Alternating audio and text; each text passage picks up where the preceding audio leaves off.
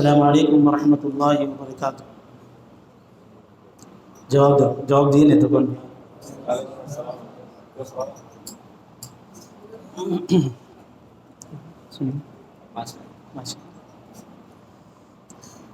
روز تو بیان سنتے رہتے، اب بیان کرنے کا نہیں ہمارا وقت. الحمدللہ اللہ کے فضل سے، اللہ کے کرم سے ہمارے اس مدرسے کے اندر اور اس سے پہلے بھی 3 طلبہ حافظ قرآن ہو چکے ہیں، اور اسی کے ساتھ اور 2 بچے بھی انشاءاللہ حافظ قرآن پورا ہو چکے ہیں. ہم سب، آپ بھی سب لوگ انشاءاللہ محنت کر کے دعائیں کریں گے. 5 نہیں بلکہ انشاءاللہ ہو سکے تو اللہ 100 زینوں نکال سکتا ہے. محنت کریں گے انشاءاللہ. سب سے پہلے جو محنت ہے، اب ہمارے بچوں کو ہمیں پڑھانے کے لیے، اب ایسے ہمارے بچے تو بڑے ہو گئے، نوکریوں میں ہے، تجارت میں ہے، بزنس میں ہے اور مصروف ہو گئے.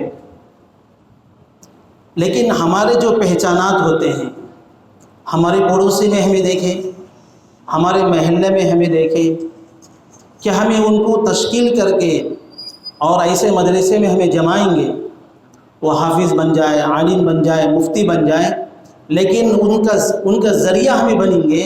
جب تک وہ دوسروں کو فائدہ پہنچاتا رہے گا، ہم ذریعہ بننے سے اللہ تعالیٰ ہم کو وہ سبب دیتے رہیں گے.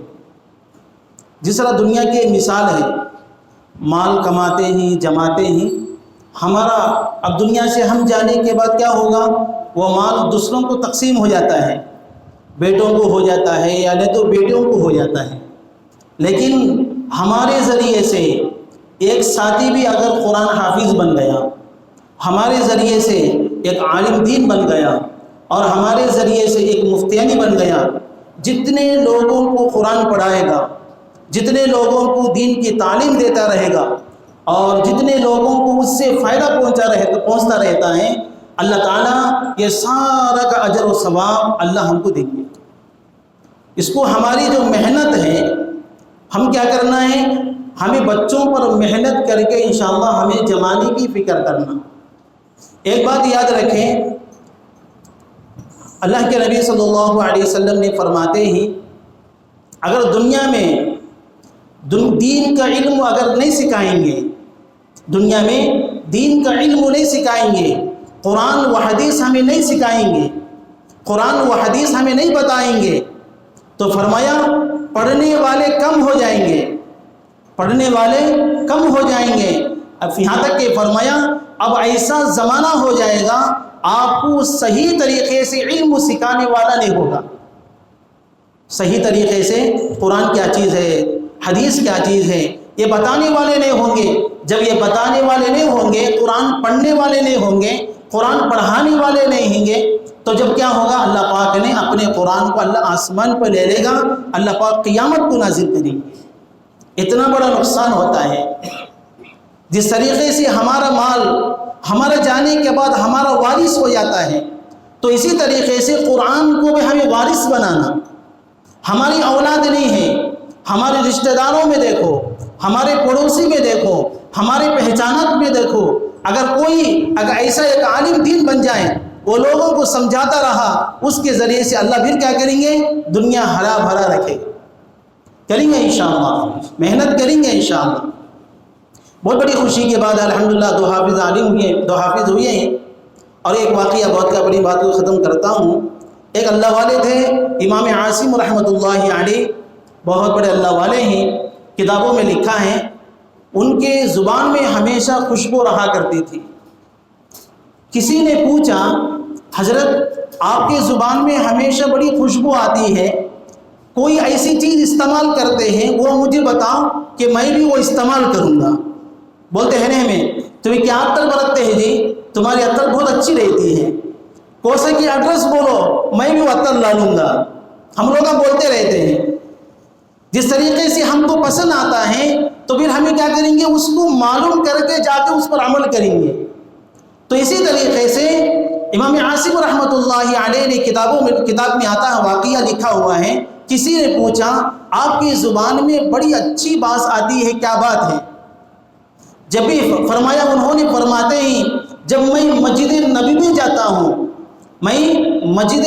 جاتا ہوں تو میں قرات کے ساتھ قرآن شریف کو پڑھتا ہوں اور قرآن کو ایسا پڑھتا ہوں جس سے، اور ایک مرتبہ میں نے سویا، حضرت محمد رسول اللہ صلی اللہ علیہ وسلم نے خواب کے اندر بشارت دی۔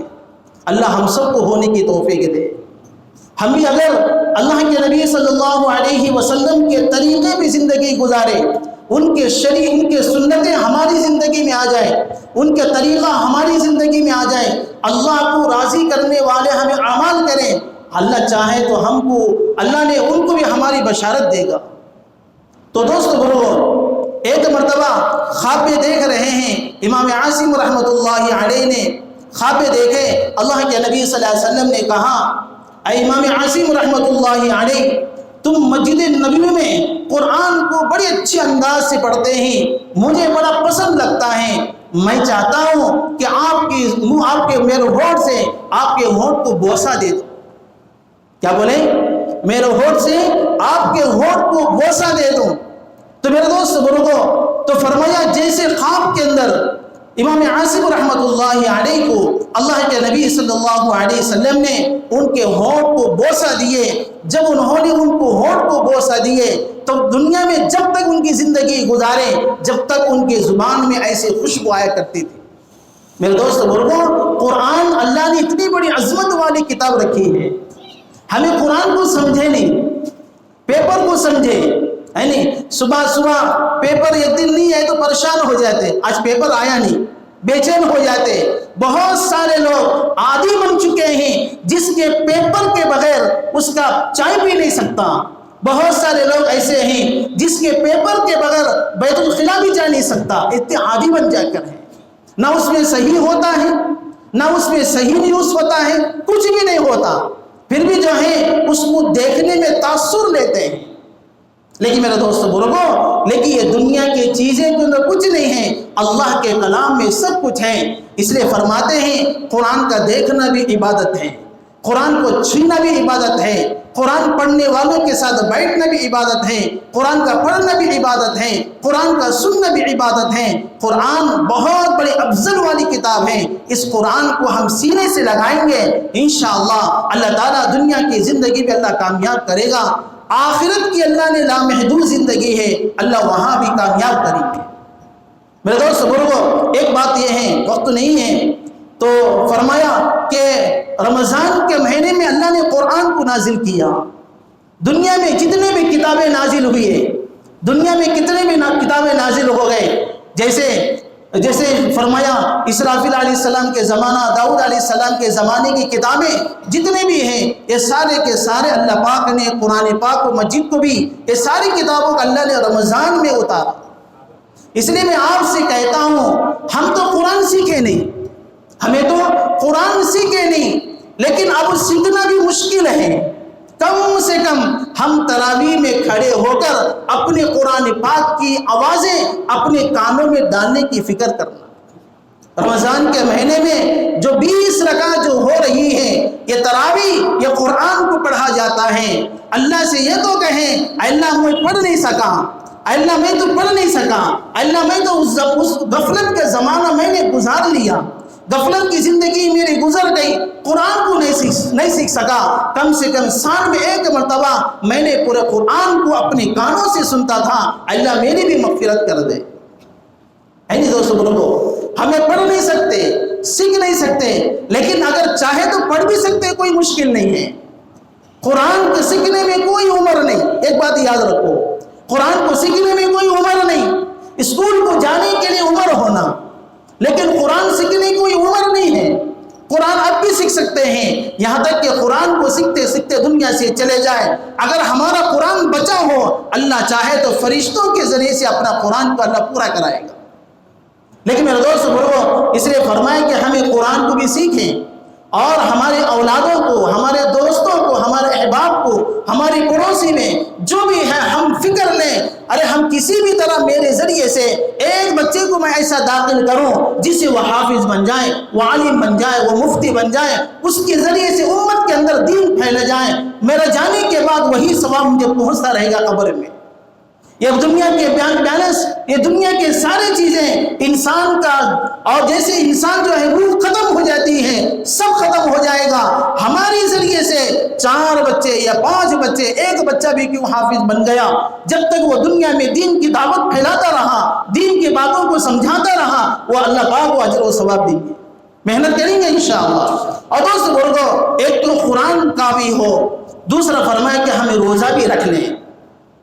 جس طرح جسم کے اندر کھانا پینا ضروری ہے، جس کے بغیر ہم چل نہیں سکتے، جس کے بغیر پکڑ نہیں سکتے، کھانا کھائیں تو آدمی طاقت ہوتا ہے، لیکن ہمارا روح کی جو غذا ہوتی ہے یہ روزہ ہے۔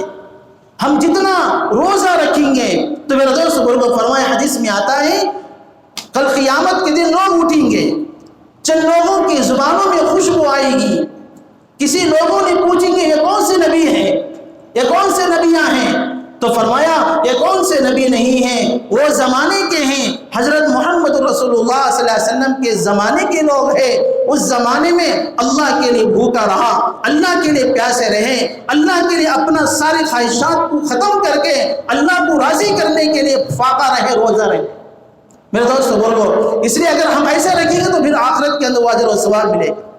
کریں گے انشاءاللہ۔ اللہ پاک ہم سب کو عمل کرنے کی توفیق عطا فرمائے۔